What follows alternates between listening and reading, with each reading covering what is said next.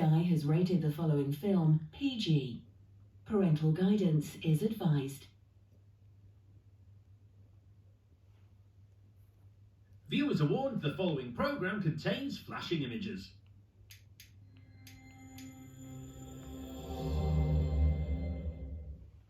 Budapest isn't necessarily the first location you think of when you imagine all the places in the world to shoot a new movie set in the UK and deep beneath the English Channel. But the Pearl of the Danube is home during shooting to the cast and crew of SAS Red Notice, an action-adventure that sees one man taking on an entire band of terrorists who've hijacked a passenger train within the Channel Tunnel. Fortunately, I missed the train and instead jumped on a flight to the Hungarian capital for my own look at the making of the film. And I'll get to spend some time both on and off the set of the movie with Andy McNabb, the former SAS officer turned author whose original novel provided the inspiration for the film. So join me for an inside look at this uniquely authentic take on action cinema as I serve my own SAS Red Notice.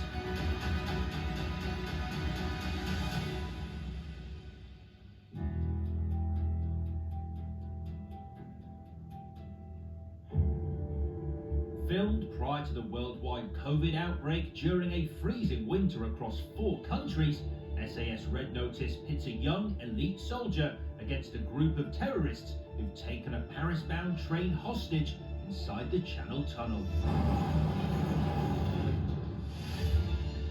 The film is based on the 2012 novel Red Notice, which is the first in a series of 3 books written by British SAS legend Andy McNabb that centre around the character of Tom Buckingham. Like many who serve in the British Army's most prestigious Special Forces unit, Andy McNabb had to be something of a man of mystery throughout his military career. On the set of the film, inspired by both his novel and his professional life, he was very much front and centre. But for the purposes of meeting me to talk in depth about the movie, Andy still needs to remain in the shadows.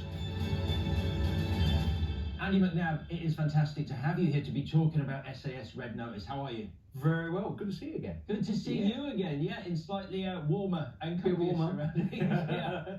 And just for our viewers who I think need to know that we haven't screwed up the lighting on this interview, yes, yeah. Remind us why it is still important that we conceal your face. Yeah, it's just by the nature of some of the covert operations that I was involved with. It's all about certainly showing my face puts me in danger, and by extension that the family, but also the people that I've been operating with, whether they've been involved within the special forces or whether they were external agencies who still live in the countries where we've been operating. So it's just been sensible, really. So to talk specifically about Red Notice, what was the lightning bolt moment for you in terms of coming up with that? Yeah, it's basically trying to look at something that everybody identifies with. Wherever you are, you've got an idea of the Channel Tunnel. So it's an ideal location. And certainly for storytelling, it's nice and contained as well. So then it can be more about character.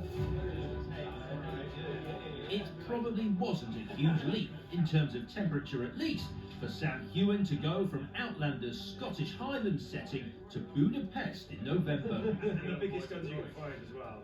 But SAS Red Notice provides him with a contemporary character in a contemporary setting with some very, very, very contemporary hardware. I'm going back on the plane. You're carrying on this. Can I carry on? Ready? Sam, lovely to see you. Hello, mate. Thanks for coming. Thank you for having us here in Budapest, doubling as Hampstead Heath. Yes, it's sunny Hampstead Heath. It's lovely here, though. It's lovely. Tell us a little bit where we find Tom at the start of Red Notice and what's going on in his life. At the start of this movie, we meet Tom Buckingham, and he has decided to propose to his long-term girlfriend, Sophie. He's going to go to Paris to propose. But before that, he has to go on a mission, and that is to do a hard arrest on some known mercenaries. 3, 2, 1, action! Ready when I'm. Great stuff. Hey, Tom, how are you? Hey, You are? Yeah, I'm good. I'm good. A little chilly, but you look warm under all Yeah, that. yeah, it's good. I've got my polo now. So you've just been walking through the scene you're about to shoot. How is it in there? It's great. It's smoky. Yeah. And what we've done is we've effectively played out that we've put smoke grenades in there, and then we're running through bit by bit. And we're trying to do it as much as we can in like a wanna, so we get a feel of like it's like, you know, the audience member is a member of the SAS going on with us. I imagine that getting the choreography right is important because it's very enclosed in there. Yeah, it is. Yeah, and that's the thing we've gone through with Andy McNabb. You know, we've gone through all these different scenarios of how we were doing. A lot of the time, it's just sort of pure aggression and just getting through, just pushing through each other just to get into the rooms and just clearing out as quick as possible. Larry Malkin is the producer of SAS Red Notice, as well as the movie's writer, having worked closely alongside Andy McNabb in the adaptation of his original novel. You know that's how we're going to start this interview. But he's taking a break from bringing this action spectacular to the screen to walk me through the scene being shot today. So basically, they breach in using an explosive device.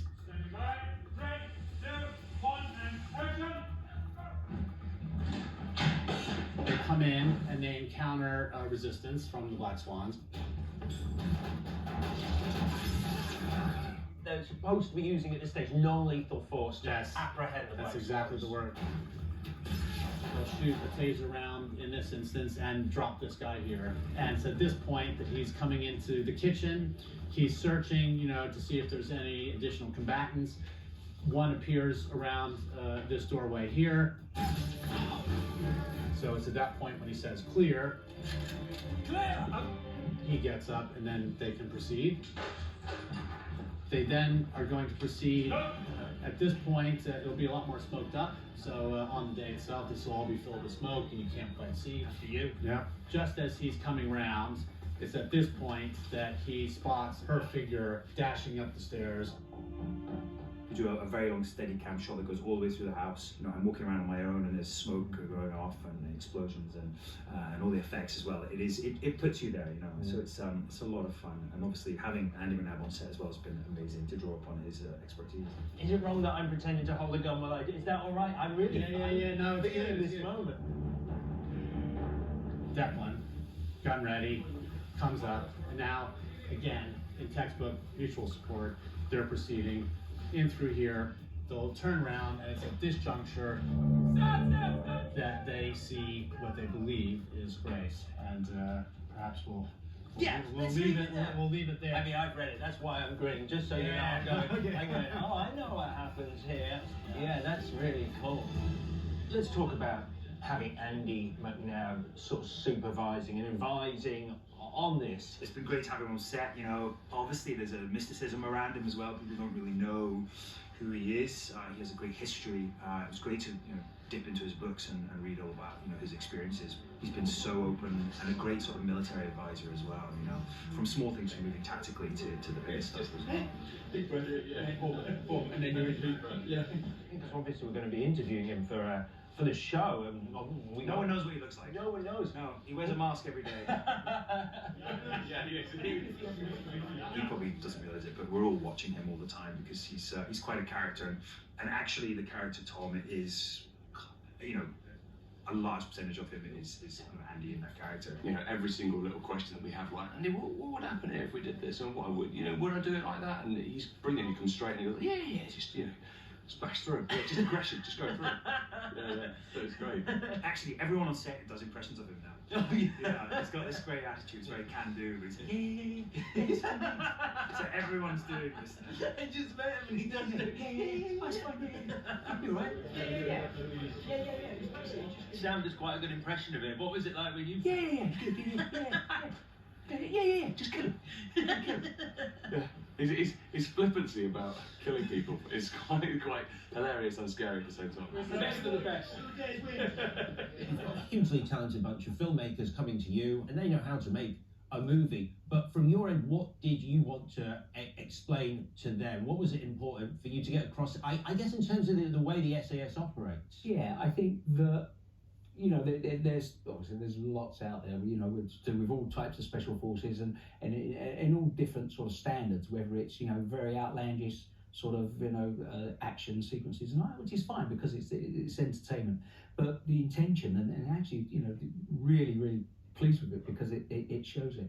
It's not only the, if you like, the action that goes on, if you like, what we'd call the pursuit of excellence, the way that they operate and the way that they do, but actually going beyond that and having a look at the people themselves and what motivates them, why do they do what they do, and why do they do it in the way that they do. For instance, if there's no reason to run and be out of breath, why should you? It's so in a traditional sense, you'd see the SAS run into helicopters and doing all that. Why? A helicopter's going to take you there.